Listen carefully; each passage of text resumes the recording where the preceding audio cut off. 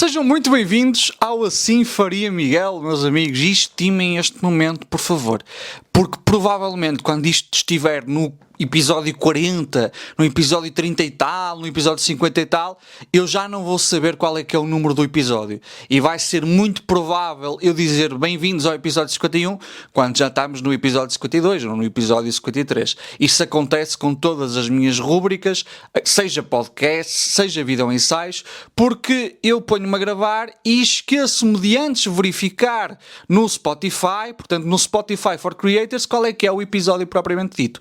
Isso de facto acontece. Portanto, estimem este momento enquanto os episódios ainda são 1, 2, 3, 4 e eu me consigo recordar o número do episódio, porque isso eventualmente vai deixar de acontecer. Estão bons? Estão bonzitos? Espero que estejam, meus amigos. O que é que acharam do debate entre André Ventura e Pacheco Pereira? Acham que eu até estava certo? Não acham? Eu tinha razão? Não tinha razão? Eu cá acho que tinha razão. O que é que vocês acham? Atenção, isto pode soar muito pretencioso. Não é esse o objetivo. Porque muita gente achava o que eu realmente disse no primeiro episódio deste podcast. Tirando algumas pessoas que divergiam, eu acho que era praticamente consensual que isto ia beneficiar mais a André Ventura do que Pacheco Pereira. E verificou-se. Eu também disse no primeiro episódio, e atenção, vocês podem estar a ver isto a partir do segundo episódio, mas eu disse no primeiro episódio que quando muito André Ventura, ou melhor, Pacheco Pereira ia conseguir conquistar aquele eleitorado que está ali no meio, que está ali, nem quer ir para André Ventura, nem pende para André Ventura necessariamente, nem pende para o outro lado. Eu disse que isso podia acontecer. Agora, levando em consideração que era um debate histórico e não um debate em torno de políticas públicas propriamente ditas. De facto, eu não acho que sequer isso tenha acontecido.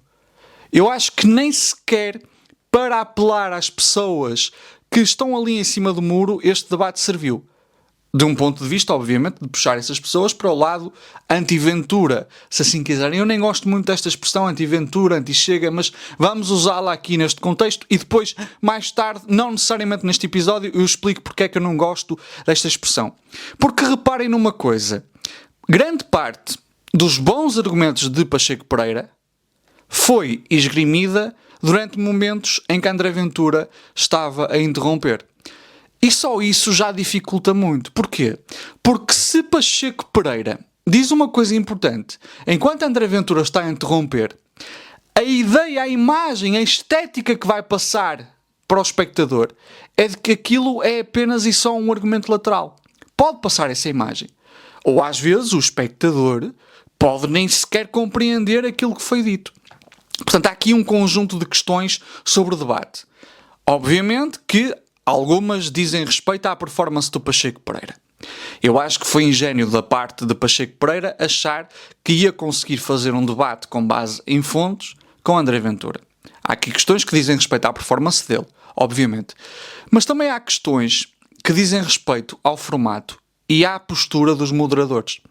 Eu não acho que dê para debater com André Ventura com vista a ganhar-lhe neste tipo de debate. Nesta modalidade de debate. Se é que lhe podemos chamar modalidade, se calhar vamos lhe chamar formato. Eu acho que André Ventura poderia perder num debate em que os tempos fossem controlados. Que isso já acontece, por exemplo, no Brasil. No Brasil já houve debates no Inteligência Limitada, o podcast do Vilela, com tempos controlados, em que os tempos fossem controlados e, por exemplo, os microfones fossem desligados quando o outro estava a falar. Eu acho que nesse contexto em que não é possível interromper, nesse contexto em que não é possível dizer um horror de palavras para atropelar o outro, André Ventura tem mais hipóteses de perder. Porquê? Porque vai ter de lidar com o seu próprio silêncio. Porque vai ter de lidar com o facto de que tem de realmente produzir alguma coisa coerente naquele tempo que tem para falar e que não vai ser interrompido pelo outro, e que depois não vai conseguir interromper o outro quando ele estiver a falar. Eu acho que esse é o único tipo de formato que permite, de facto, descobrir a careca a André Ventura. Houve gente que disse que Pacheco Pereira ganhou o debate, porque Pacheco Pereira conseguiu responder, no fundo, a tudo o que André Ventura estava a dizer. Eu acho que é um bocadinho mais difícil do que isso. É um bocadinho mais complexo do que isso. Porque Pacheco Pereira até pode ter conseguido responder a todos os argumentos mobilizados por André Ventura. Mas não é apenas sobre responder aos argumentos. É sobre a imagem que se passa. E reparem que muitas das vezes em que Pacheco Pereira de facto respondeu, ele estava simultaneamente a ser interrompido por André Ventura. E será que a forma como os argumentos foram esgrimidos apela ao cidadão comum?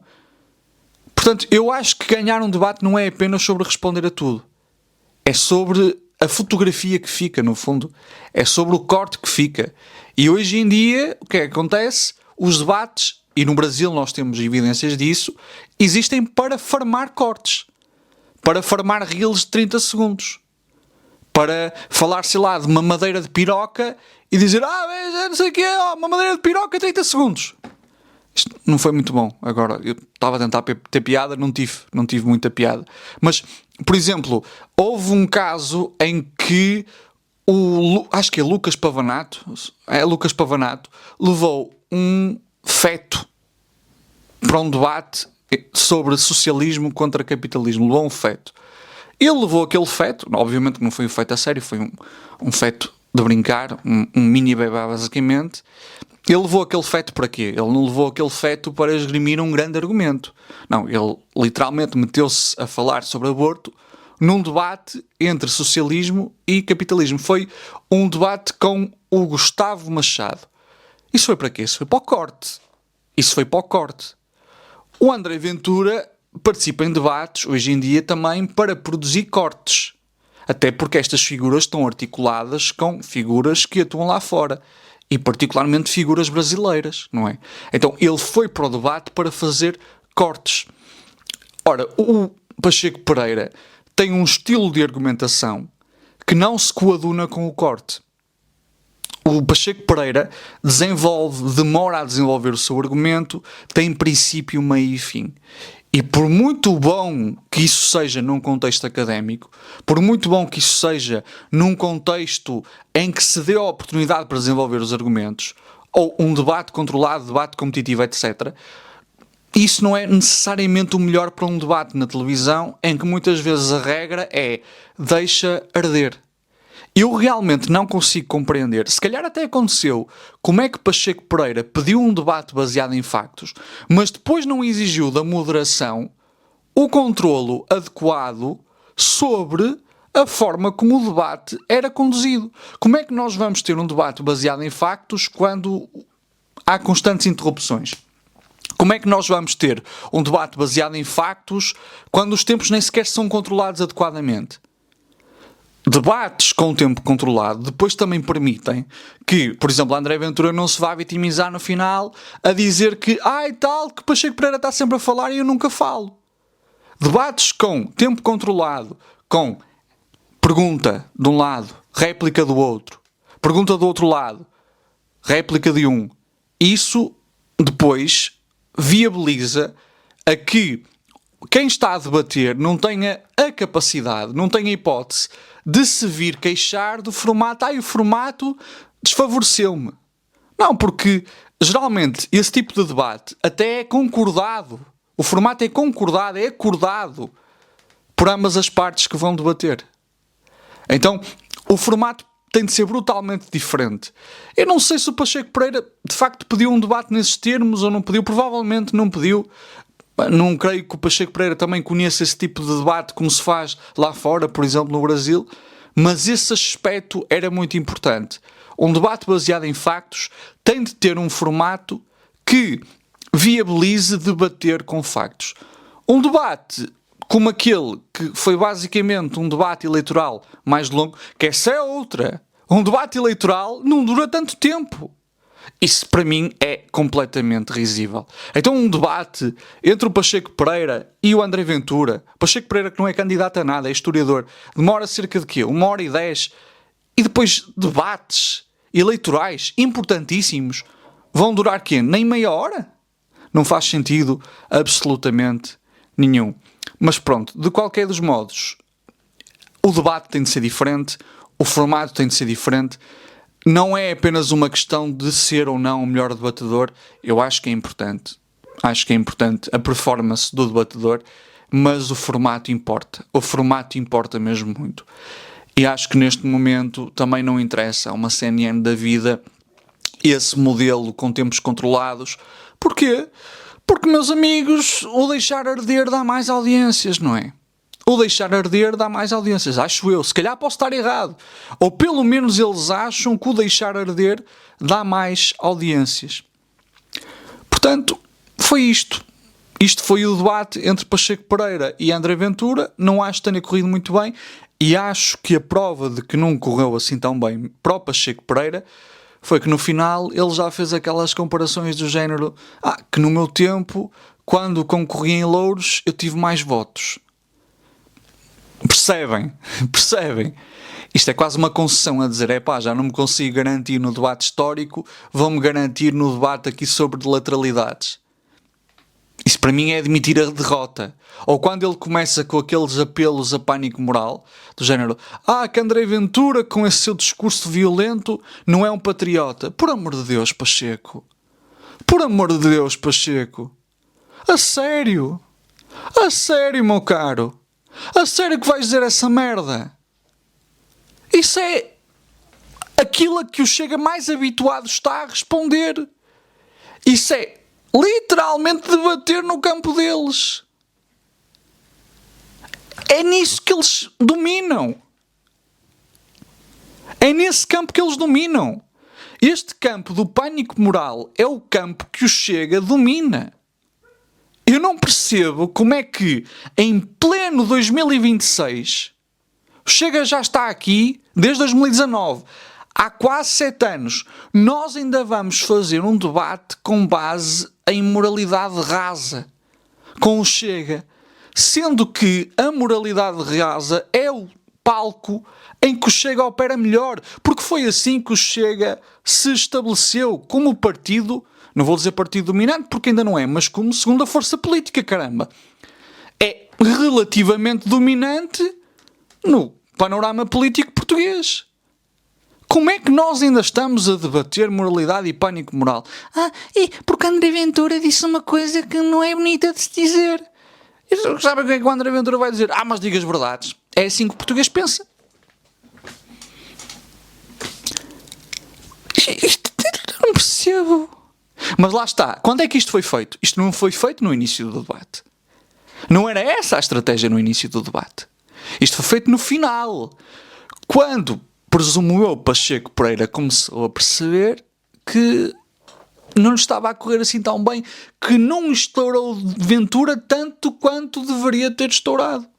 E não é que Pacheco Pereira não tivesse os factos do seu lado. A questão não é essa. A questão é que o próprio formato do debate não favorecia um debate honesto. Ponto. Ponto. E depois, em alguns momentos, foi o que foi, uma javardeira do caralho. Uma javardeira do caralho. E vocês agora perguntam-me, Miguel, o que é que tu queres dizer com o Chega a trabalhar neste campo moral? E aí nós temos de ir à definição de populismo. E esta conversa vai se tornar longa, ok? Eu tenho um curso de ciência política no meu Patreon. Já agora vou aqui fazer publicidade em meu próprio nome, está bem? Eu tenho um Patreon com 2 camadas, com 2 tiers. Tenho uma tier que é de 2€ por mês e vocês têm acesso a todos os vídeos que eu lanço antecipadamente, menos os vídeos do Instagram, porque não faz sentido publicá-los no Patreon, não é?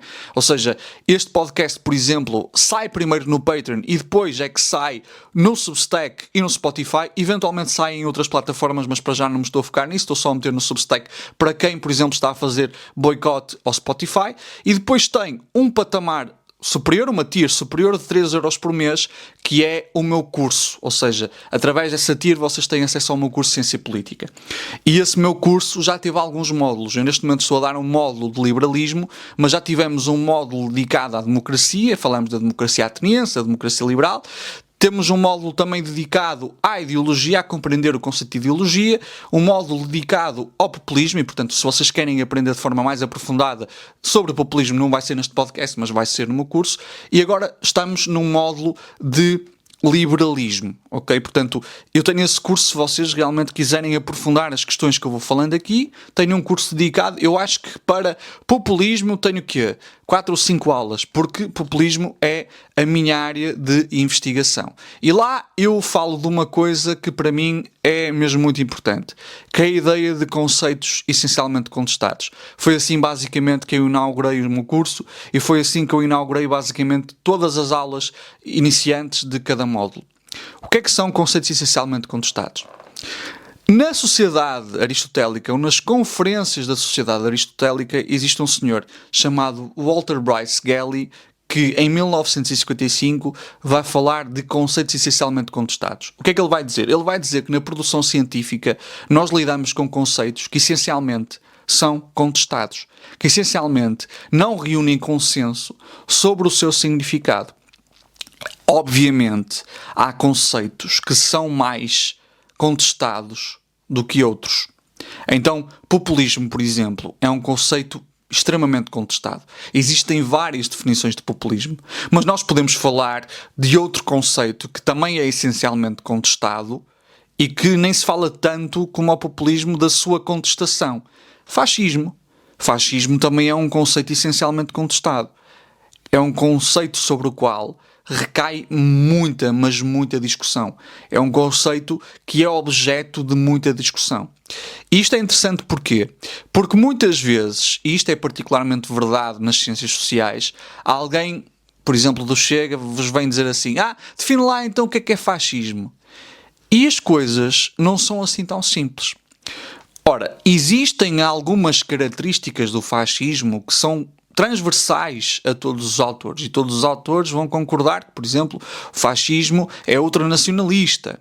Vão concordar, por exemplo, que o fascismo está montado sobre um mito de reconstrução ou regeneração nacional. Vão dizer que, geralmente, o fascismo é um movimento de massas.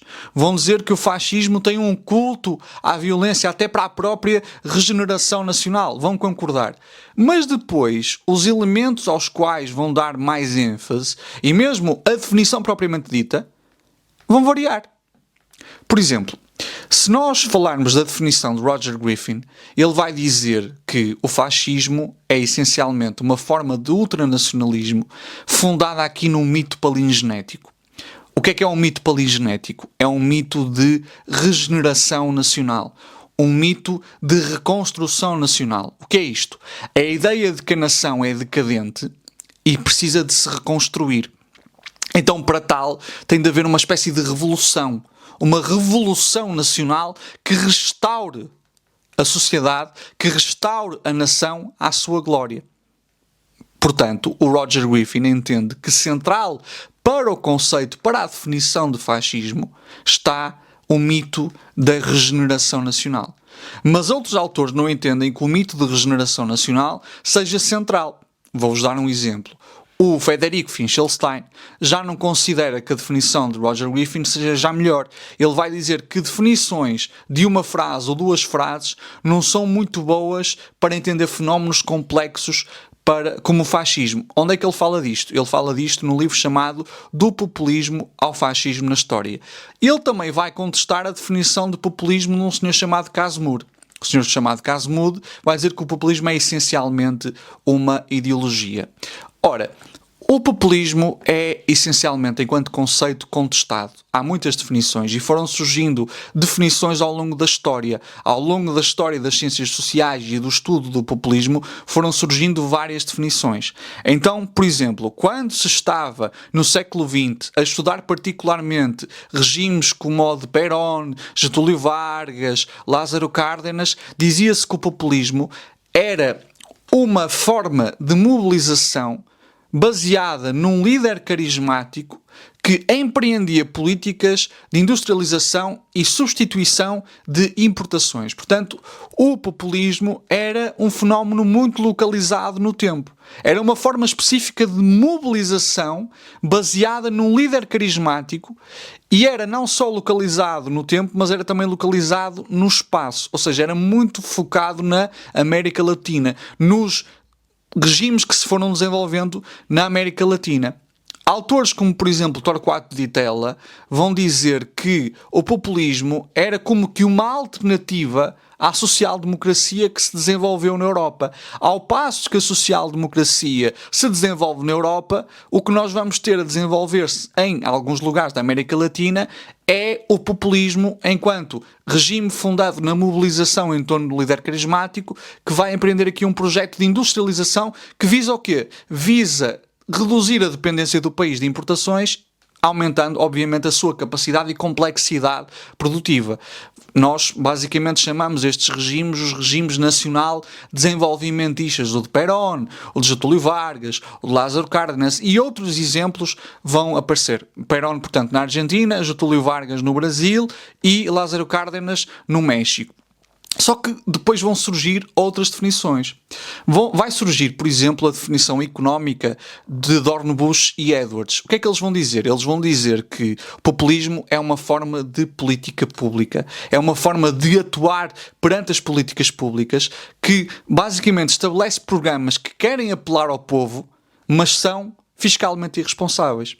Portanto, se agora o governo, isto é muito hipotético, decidisse dar vales de 500 euros a cada pessoa para gastarem no que quisessem, e isso prejudicasse as contas, e isso, por exemplo, aumentasse o déficit, para Dornbusch e Edwards, isso seria prova de uma política populista. Isso seria prova de que aquele líder pratica ou age na política de forma populista. Obviamente que esta forma de ver as coisas foi muito criticada, por exemplo, por Kenneth Roberts. Kenneth Roberts e outro autor chamado Kurt Weiland vão ver o populismo como uma estratégia de mobilização. Uma estratégia de mobilização política fundada no líder carismático. Isto aqui tem alguma ressonância com a forma estrutural de ver, de olhar, por exemplo, para os regimes de Perón, de Getúlio Vargas, etc., só que desta vez não é tão localizado no espaço, nem tão localizado no tempo. E depois surgiu uma definição, ora, isto é muito resumido, há sociocultural que eu não vou falar aqui, mas depois surgiu uma definição apresentada por Casmud. E o Casmud, que é um teórico holandês, vai dizer o seguinte: populismo é basicamente uma ideologia de baixa densidade. É uma forma de ver o mundo, uma mundivisão que entende que a sociedade está dividida em dois entes moralmente antagónicos. Temos o povo puro e virtuoso e as élites corruptas e corruptoras. O populista geralmente também vai apregoar que só ele é capaz de representar o povo e praticar a sua vontade no poder, restaurando aquilo a que chama a soberania popular. Ou seja, o que é o populismo, por acaso mudo, de forma muito resumida? É uma forma dicotómica e manicaísta de ver o mundo que entende que existe um povo puro e virtuoso e élites corruptas e corruptoras. Isto não é a mesma coisa que entender que, por exemplo, o mundo tem classes.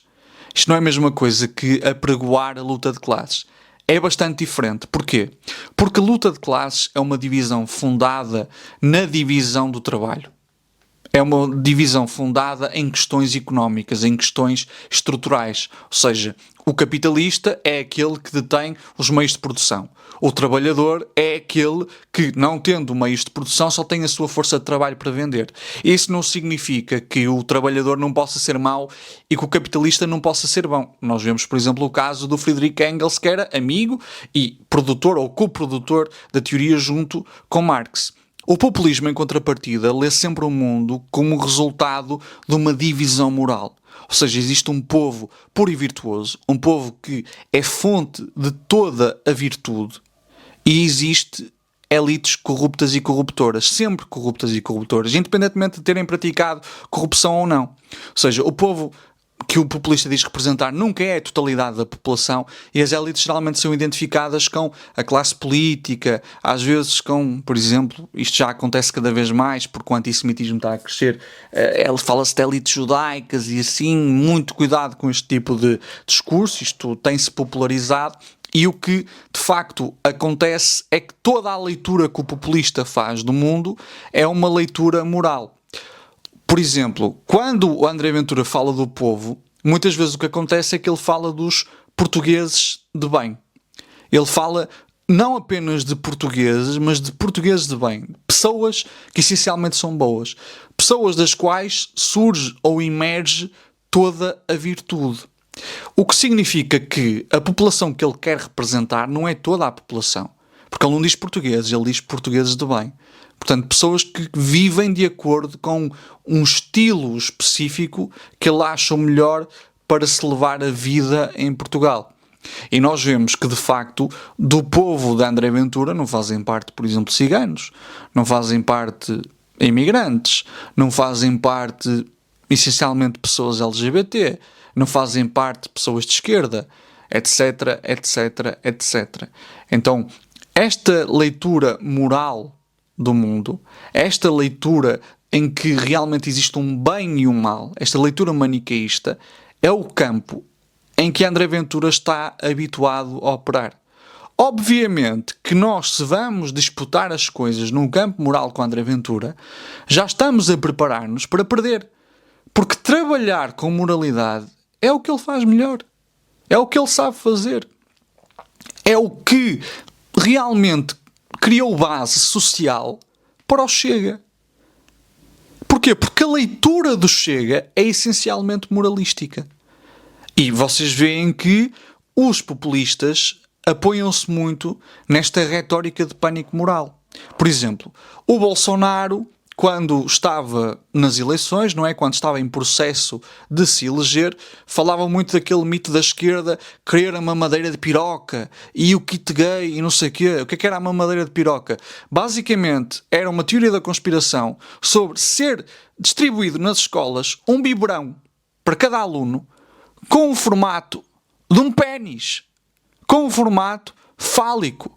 Essa teoria da conspiração tinha que objetivo? Essa teoria da conspiração tinha como objetivo causar pânico moral, associada a esta ideia de a esquerda está a contribuir para a decadência total da nossa sociedade.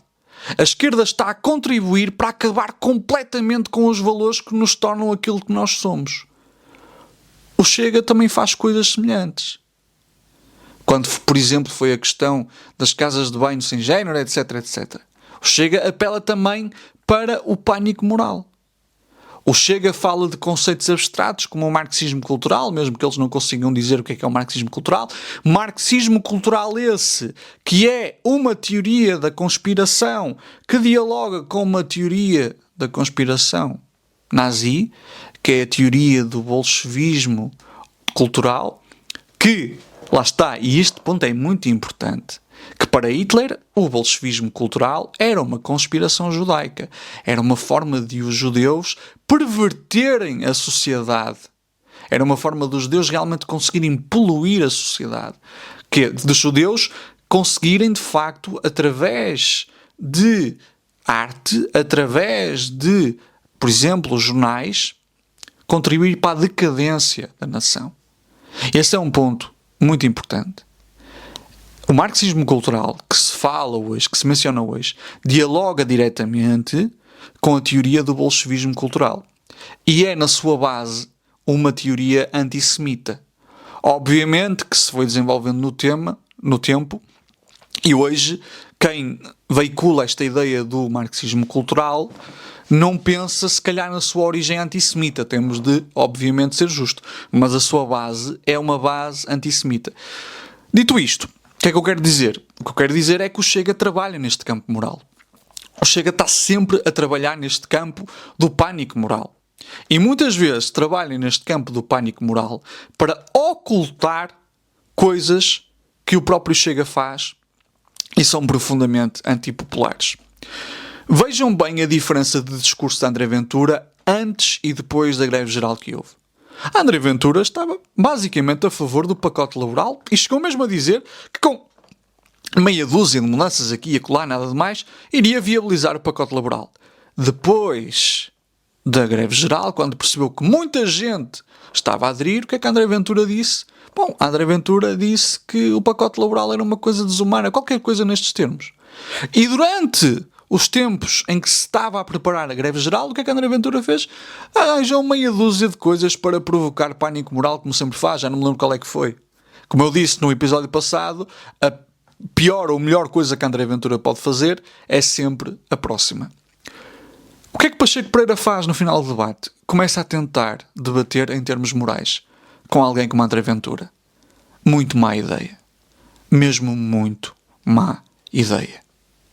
Muito má ideia. E isso para mim é prova de que ele próprio admitiu que já estava a perder aquele debate. Ou que pelo menos estava a perder as rédeas daquele debate. Para mim foi um erro brutal. Brutal. Brutal. Mas ainda sobre o populismo, eu sou alguém que investiga o populismo, eu sou alguém que já está há 5 anos a investigar. A minha dissertação de mestrado foi sobre o Chega no Facebook, ou melhor, o Chega e a André Ventura no Facebook. O objetivo era identificar populismo em publicações de Facebook, em períodos eleitorais neste caso. Mas agora, no meu doutoramento, eu vou continuar a analisar o populismo, desta vez tentando fazer aqui uma base comparativa, ou estabelecer uma base comparativa entre um fenómeno atual, um fenómeno do presente, que é o caso de André Ventura e Chega, e um fenómeno do passado, que é o caso de Francisco Rolão Preto e o nacional-sindicalismo. Para vocês perceberem de onde é que isto vem, o nacional-sindicalismo, ou melhor, o Rolão Preto, foi descrito, por exemplo, pelo próprio António Costa Pinto, que é provavelmente o maior especialista sobre nacional-sindicalismo e Rolão Preto em Portugal, como alguém que tinha uma retórica populista e apresentou, de facto, exemplos. E eu sou investigador, mas eu tenho problemas com o conceito de populismo.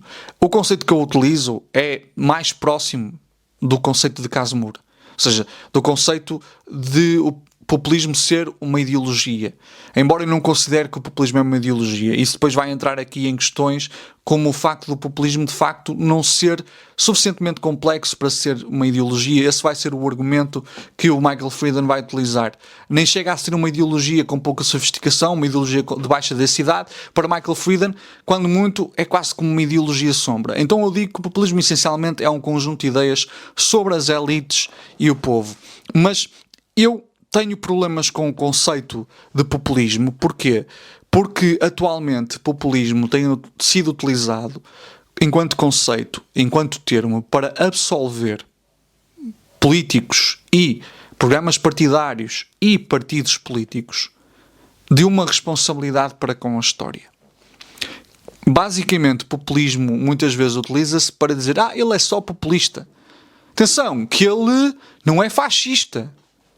Ele é apenas e só um populista. Populismo, muitas vezes, sendo um conceito que explica muita coisa, é utilizado para não explicar outras. Eu acho que o populismo atualmente é insuficiente para explicar fenómenos como o Chega. Porque apesar do Chega de facto ter esta linguagem dicotómica e moralística sobre a política, há outras questões aqui que não estão a ser exploradas. E eu passo a explicar porquê. O que é que o Casemiro vai dizer sobre o populismo? O populismo nunca aparece em estado puro. O Casemiro diz que o populismo aparece sempre ligado a ideologias hospedeiras. Então alguém pode ser populista e simultaneamente neoliberal. Alguém pode ser populista e simultaneamente adotar um discurso ultraconservador e ultranacionalista. Ou seja, o populismo nunca opera ou aparece em estado puro. Também existe populismo de esquerda. Por exemplo, o Syriza era descrito como um fenómeno populista de esquerda. O Podemos era definido como um fenómeno populista de esquerda. Ora, há vastas diferenças entre André Ventura e, por exemplo, Pablo Iglesias do Podemos. E porquê é que existem estas diferenças? Porque, mesmo que sejam os dois descritos como populistas, nós não podemos falar de Pablo Iglesias sem mencionar a sua origem de esquerda, e não podemos falar de André Ventura sem falar da sua origem de direita. Então o populismo às vezes é utilizado para absolver determinados movimentos políticos porque é insuficiente para os explicar. Porque não explica tudo. Porque, apesar de nós podermos analisar de facto o populismo que emerge, nós não nos podemos esquecer que ele não emerge puro. Ele emerge atrelado a ideologias hospedeiras. E convém também estudar as ideologias hospedeiras. Então há uma predominância do conceito de populismo para estudar estes movimentos e muitas vezes esquecemos-nos dos outros elementos que informam o programa partidário e o programa ideológico de um partido, de um movimento, de uma figura política emergente, etc, etc. Eu tenho dúvidas, eu particularmente não acho que o Chega seja necessariamente fascista. Eu não acho mesmo. Acho que dialoga com o fascismo. Acho que dialoga, sim. Eu não acho que o Chega seja fascista. Porquê? Porque eu acho que o fascismo surge num tempo histórico em que, por exemplo, o movimento comunista e, de modo mais geral, o movimento socialista estava em ascensão. Era muito forte. O fascismo serviu um papel histórico de realmente ser aqui um travão para o comunismo, que atualmente os chamados populismos de direita não são. Porque o movimento comunista hoje em dia não é sequer comparável. É basicamente moribundo se comparado com aquilo que foi o movimento comunista quando o fascismo emergiu. Então eu acho que as condições históricas em que estes fenómenos surgem são diferentes. Por exemplo, acho que uma coisa que se tem de levar em consideração é a emergência do neoliberalismo no final da década de 70 e início dos anos 80. São partidos que surgem quando as democracias liberais estão muito mais consolidadas e institucionalizadas. Ou seja, é um fenómeno diferente. É um fenómeno diferente. O que não quer dizer que não possa ser um fenómeno tão problemático e que possa vir a servir o mesmo papel histórico do fascismo. Mas é um fenómeno que emerge em condições diferentes. E é um fenómeno que às vezes é mais dissimulado do que o próprio fascismo. Porquê? Porque enquanto o fascismo falava da violência como uma forma de regenerar, estes movimentos não se declaram abertamente revolucionários. Estes movimentos declaram-se reformistas. Aliás, nos estatutos do Chega, ou pelo menos no programa que aparece no site do Chega, o Chega declara-se como um partido reformista que pretende alterar as coisas através da via da reforma. Ora, há estas diferenças que resultam de quê? Resultam da derrota histórica do fascismo e da institucionalização das democracias liberais. E então eu tendo a entender que o Chega e André Ventura são um produto histórico da derrota e da descredibilização do fascismo. Reparem que, por exemplo, os partidos neofascistas que vão surgindo, que são uma tentativa de revitalizar o fascismo clássico, eles nunca têm grande expressão. Eles nunca conseguem disputar umas eleições e ter sucesso eleitoral. O que é que surge? Surgem estes partidos, como o Chega, que realmente já conseguem ter sucesso eleitoral. São uma coisa diferente destes partidos neofascistas que, no fundo, querem apenas revitalizar aquilo que foi o fascismo clássico. Então, o que é que será o Chega? Existe um autor que se chama Enzo Traverso, que diz que há muita ressonância entre os partidos que nós hoje chamamos populistas e o fascismo. Por exemplo, a ideia de regeneração nacional também está presente nestes partidos. Não pela mesma via, mas está presente. Paul Taggart fala do conceito de Heartland. No fundo, o Paul Taggart vai dizer que os populistas acreditam que representam um povo específico e esse povo desfruta de valores comuns, de cultura comum e também de um passado virtuoso comum. E ele diz que, basicamente, os populistas constroem o seu projeto político com base na restituição desse passado. Se vocês virem, a André Ventura dialoga muito com esta ideia, às vezes quase do Quinto Império, desta ideia de que Portugal já foi grande e que nós agora temos de tornar Portugal grande outra vez. O caso mais paradigmático é o de Donald Trump, Make America Great Again.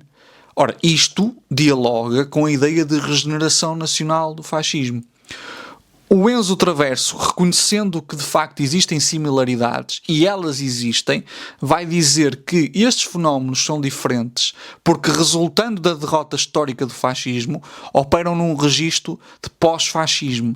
Então ele vai dizer que estes movimentos, aos quais nós chamamos populistas, não são necessariamente neofascistas, porque neofascistas, por exemplo, são, vou dar um exemplo, podemos falar do movimento do Mário Machado, 1143, não são neofascistas, são pós-fascistas. São pós-fascistas. Porquê? Porque são a evolução que estas direitas tiveram de ter como resultado da derrota histórica do fascismo e da sua descredibilização. Ou seja, são uma adaptação necessária face à derrota do fascismo. O Frederico Finchelstein, por exemplo, vai ter um argumento semelhante, dizendo que há aqui genealogias, que há aqui continuidades entre aquilo a que nós chamamos hoje de populismo e aquilo que foi o fascismo histórico, aquilo que foi o fascismo clássico. O que não quer dizer que eventualmente não possa servir um papel histórico semelhante. Mas lá está, tanto o Finchelstein como o Enzo Traverso vão argumentar que quando o fascismo surge, ele surge também, não só, mas como uma força anticomunista que realmente visava capturar o movimento ou cooptar os movimentos de trabalhadores, afastando-os do comunismo. Não é? Queria realmente cooptar as massas para afastar as massas do comunismo. Então há aqui diferenças, obviamente. Podemos falar, por exemplo, de pós-fascismo, mas mesmo que nós não falemos de pós-fascismo, é necessário nós não analisarmos estes movimentos apenas pela ótica do populismo, porque embora ela nos diga bastante, por exemplo, a dicotomia moral que o Chega faz em relação à sociedade, ela não nos diz tudo. Convém nós vermos outras fontes, convém vermos outras genealogias destes partidos. Convém olhar para aquilo que informa realmente o nacionalismo do Chega, aquilo que informa a sua forma nativista de olhar para a sociedade, etc, etc. Há aqui um conjunto de coisas que têm de ser, de facto, levadas em consideração e, por isso, populismo, sendo insuficiente, muitas vezes, ao ser sobreutilizado, acaba por absolver estes partidos, estes movimentos, da sua maior responsabilidade histórica. Meus amigos, espero que tenham apreciado este episódio. Espero que tenha sido bom. Eu não sei se foi muito complexo e muito complicado aqui, mas de qualquer modo espero que tenham apreciado. Digam nos comentários. Eu também pretendo começar a ter perguntas do público, está bem? Pretendo mesmo começar a ter perguntas do público. Mas este foi o episódio. Eu depois acho que vos vou dizer se é através de caixa de perguntas do Instagram ou se é através do Gmail. É isto, meus amigos. Uma boa semana de trabalho. Isto está a ser publicado na segunda-feira. Todos os episódios serão publicados, em princípio, na segunda-feira às 6 da tarde. Está bem? Obrigado por terem visto até ao fim.